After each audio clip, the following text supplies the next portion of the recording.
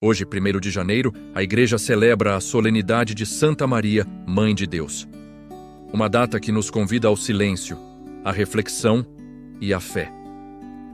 Maria era apenas uma jovem simples de Nazaré, mas foi escolhida por Deus para a missão mais grandiosa da história: dar à luz o Salvador do mundo.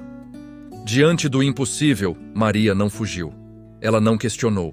Com humildade e confiança, disse apenas: sim. Esse sim mudou a história da humanidade. Por meio de Maria, o Verbo se fez carne. Ela se tornou Mãe de Deus, não por gerar a divindade, mas por trazer ao mundo Jesus Cristo, nosso Salvador. No início de um novo ano, Maria nos ensina algo essencial: confiar, mesmo quando não entendemos o caminho. Ela é modelo de fé, entrega, silêncio e coragem. Hoje também celebramos o Dia Mundial da Paz, a paz que veio ao mundo através de Maria.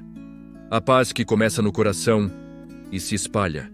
Que neste novo ano, Maria interceda por nós. Que sejamos instrumentos de paz, levando o amor de Deus onde houver escuridão. Santa Maria, Mãe de Deus, rogai por nós.